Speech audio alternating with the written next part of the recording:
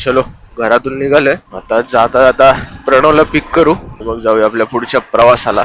आता वाजलेत 7:55. आला. आता वाजलेत 8:10 आणि आपण पोहोचलोय स्वारगेट पर्यंत. ब्लॉग चालू केला पण इंट्रो द्यायचा राहिला.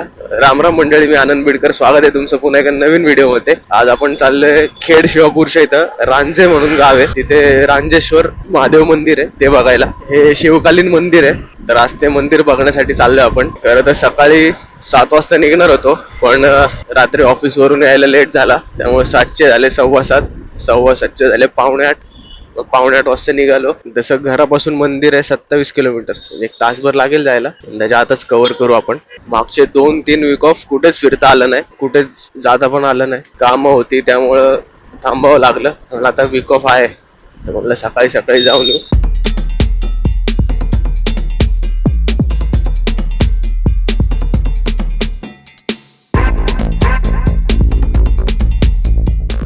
आता वाजलेत 8:20 आणि आपण पोहोचलोय कात्रजच्या मेन चौकात.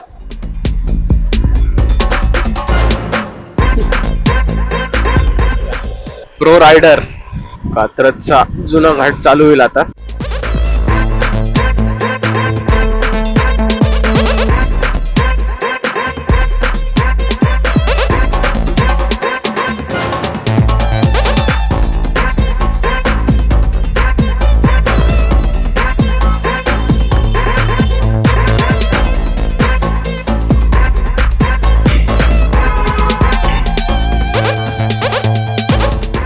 टोल नाक्याच्या अलीकडचा एक सर्व्हिस रोड आहे, त्या रोडनी यायचं आणि उजवीकडे वळायचं आतमध्ये.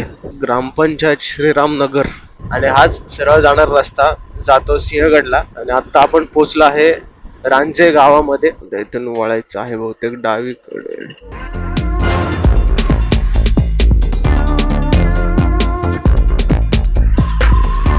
चांगला रस्ता चालू झालाय. यांना विचारू एकदा. राजेश्वर मंदिर सरळ रोड. ठीक, धन्यवाद. आम्हाला असं वाटलं की आम्ही रस्ता चुकलोय पण बरोबर आलोय.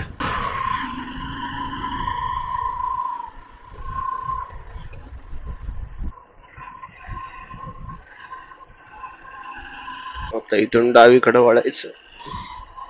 रांजेकर वाडा. शामराज निळकंठ रांजेकर स्वराज्याचे पहिले पेशवे.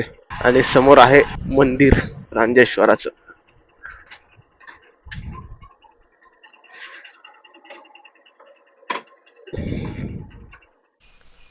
इथे गाडी पार्क केली आहे. इथे एक मंदिर आहे, हे आहे विष्णू लक्ष्मी मंदिर. आणि समोर आहे आपलं रांजेश्वर मंदिर.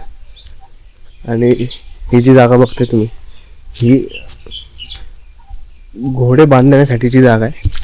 म्हणजे ही बरीच पूर्वी, म्हणजे आपल्या छत्रपती शिवाजी महाराजांच्या काळात इथे घोडे यायचे, तर ते बांधण्यासाठी ही सगळी जागा केलेली.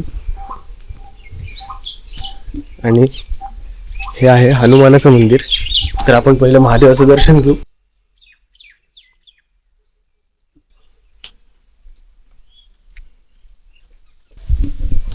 हे जे मंदिर आहे हे शिवकालीन मंदिर आहे, म्हणजे 400 वर्षापूर्वीचं मंदिर आहे. तर मंदिरात आत आल्यावर तुम्हाला असे 3 नंदी बघायला मिळतील. तर हे मी असं पहिलं मंदिर बघितलं की जिथं 3 नंदी आहेत. आणि हे मंदिराच्या बरोबर उजव्या बाजूला इथे गणपतीची मूर्ती आहे.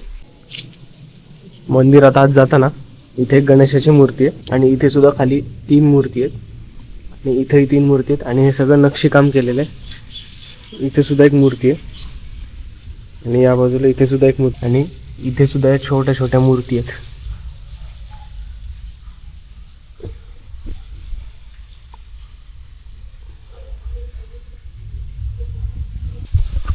आत जाऊ.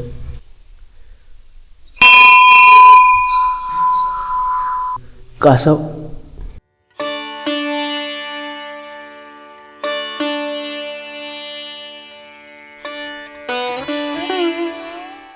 आता जाऊया शिवपिंडी पाशी. तर मी पहिली पिंड अशी बघितली की शिवलिंग भोवती नाव आहे.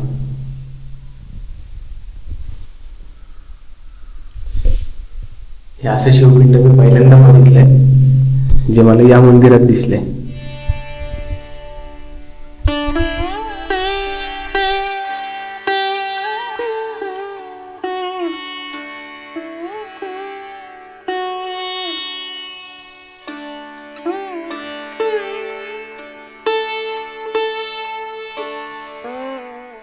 याला देवकुंड असं म्हणतात. आणि इथे सुद्धा एक शंकराची पिंड आहे. खाली उतरून बघू आपण. आता हे असे टोटल 3 कुंड आहेत. त्यामध्ये हे एक आहे आणि समोर एक आहे. यामध्ये पाणी भरलं की हे पाणी पलीकडच्या कुंडात जातं आणि पलीकडच्या कुंडात समोर गोमुख आहे, त्या गोमुखातनं पाणी इथे येतं आणि इथून परत पलीकडं पाणी जायला रस्ता आहे. ते पाणी या कुंडामध्ये येतं आणि हे भरलं की इथून पाणी सगळं बाहेर जाऊन आणि इथून जे पाणी बाहेर पडतं ते मंदिराच्या पाठीमागून पलीकडच्या सगळं शेतीला जातं. ही 400 वर्षापूर्वीची सिस्टीम होती की असं पाणी साठवून ते सगळं शेतीला वापरायचे. हे ते देवकुंड आणि इथून जे पाणी येतं ते असं यामधून या भिंतीच्या पलीकडे निघतं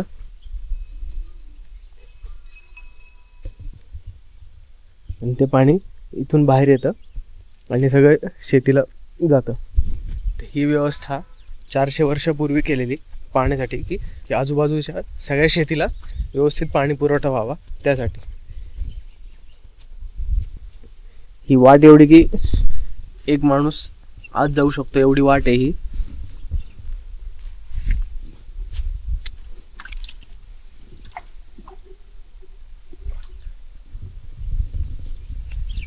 इथले गावकरी होते, त्यांना विचारलं की आज जाता येईल का, तर ते म्हणाले की जाऊ शकता, पण आतमध्ये एखादा खेकडा किंवा विंचू असू शकतो, त्यामुळं जाऊ नका.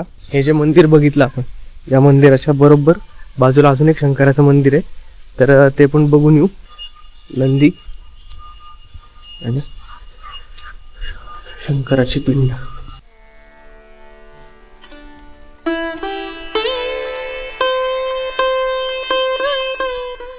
हर हर महादेव. दर्शन घेऊन झालंय, निघालोय परतीच्या प्रवासाला. तुम्हाला हे मंदिर बघायला यायचं असेल तर तुम्ही बसने सुद्धा येऊ शकता. येताना तुम्हाला कोंढणपूरची बस पकडावी लागेल आणि रांजे या गावात उतरावं लागेल आणि मग या मंदिरात येता येईल. तर तुम्हाला आजचा व्हिडिओ कसा वाटला मला कमेंटमध्ये नक्की सांगा. व्हिडिओ आवडल्यास लाईक करा, शेअर करा आणि जे नवीन आहेत त्यांनी सबस्क्राईब करायला विसरू नका. लवकरच भेटू पुन्हा एका नवीन ब्लॉगमध्ये. तोपर्यंत काळजी घ्या.